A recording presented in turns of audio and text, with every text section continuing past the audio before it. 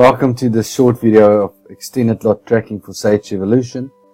In this video we'll cover all of the various things that extended lot tracking can do for your company, and it also integrates with Sage Evolution. Enjoy. ELT, extended lot tracking, is there to extend Evolution's lot tracking functionality. In Evolution you can't do a lot with lot tracking. You're ultimately at the mercy of the application and how it deals with it. But with ELT, you've got more control. And just take, for example, a company who sells metal sheets or aluminium bars. If they import those items, and they are quite expensive, they need to track what they have available.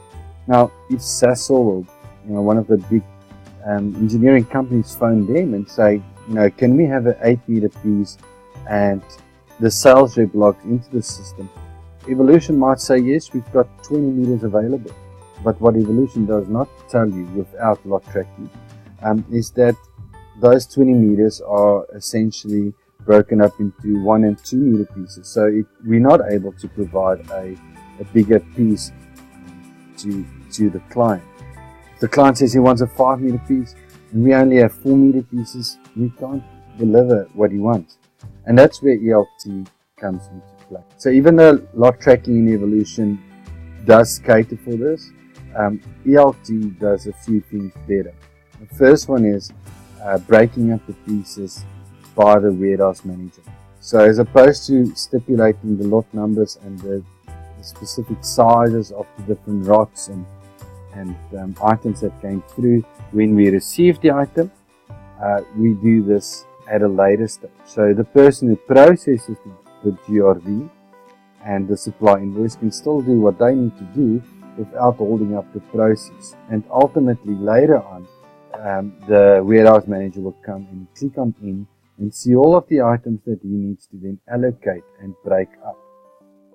So if he clicks on in, we maybe received 36 meters of a specific item from Germany, and we can stipulate that it needs to be broken up into 6 pieces, and we receiving it from, it's currently in the main warehouse, and we're going to keep it in the main warehouse, or we can move it to warehouse 2. And then we can also stipulate the purchase order applicable. Alright, so we'll go next, and it will automatically put in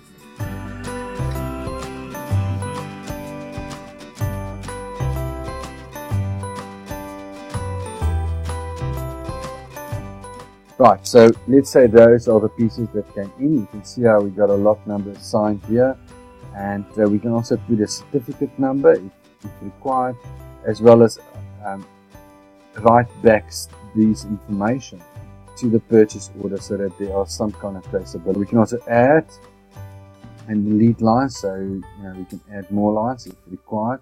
I'm just going to take it to 6 lines, and I'm going to say process. Do you want to print the document? I'm just going to say no, but you can, and file it. Thank you very much. And then the label. So once you print the label, it will immediately tell show you some barcodes which can be used for stock take or sales purposes.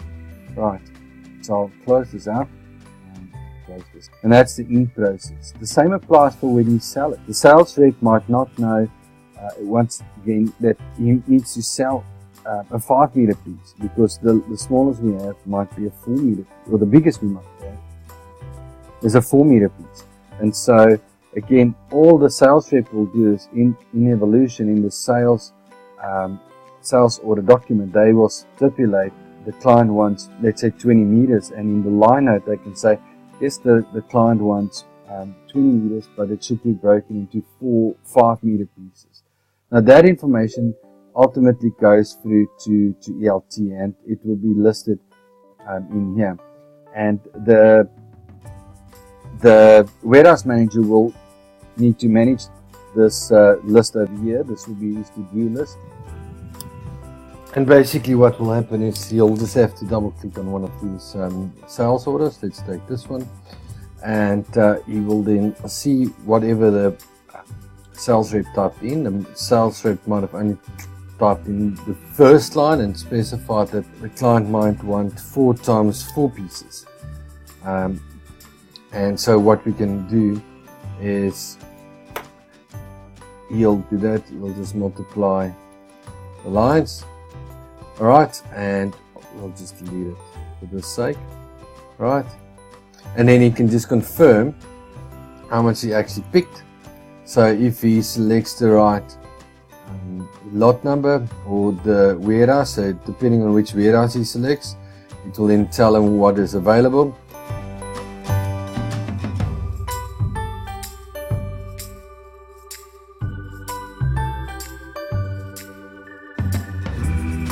This order 119, fine. Okay, so it's the partially processed one, and we'll see 4, 1, 3, and 4, and that's exactly the same we have here, 4, 1, 3, and 4, and the lot numbers are 190, 192, 194, and 202. You'll also see that all of these tick boxes, warehouse, pick and pack, and heat number printed, as well as the heat numbers are all filled in. Now, the moment we also complete these tick box over here, warehouse, pick and pack, and heat number, and we'll see on the additional fields, heat numbers also done. So the next function we'll look at is remanufacturing. In here, you'll be able to specify a product that you want to manufacture. So let's say lot 1, and you can give it a reference. So I'm just going to specify master warehouse into, say, warehouse 2, and I'll just give it a reference and number, and then you can also give it a heat number, and I'll just want to manufacture, let's say, 4. Now, because of the setting under ratio associated with this item, and you can see it derives from lot 1 bulk, and it can really be any other item. So what we stipulated and what we said was, in order to make 0.5 bulk would be used for 1 lot item. So we're going to have to, actually, when we make 2 of this item, only 1 of bulk would be used. So go to there. So you can see when I stipulate 2, the bulk to subtract would be 1, but the lot to add up is 2, or to add is 2. So this would be the bulk transaction. So currently we have 63.5 in stock, minus 1 would be 62.5, but the lot item would be 27.2. 27 plus 2 is 29. This is important because sometimes we'll be buying bulk stock in a different units of measure, like for example kilograms, but the moment we start tracking it in one of our other warehouses, it might convert into lengths or cubes, or different units of measure. So that's basically what this is all about, and that's why it's got a different ratio. If it was purchased in meters and it's also being dispatched and sold in meters, the ratio would ultimately be 1:1. So that's why we have this in here, is to move it from the bulk store into the lot store, and then the moment we take it into the lot warehouse and start tracking it, we also assign a lot number to it. I'm going to say process, so we'll just go and look at it. So that's ultimately what happened. And there's an audit number, and you can print this out and file it. There you see, there you can see how we've added it. So it's ultimately been manufactured and subtracted 1 inventory item, and ultimately manufactured this one. If we go into evolution,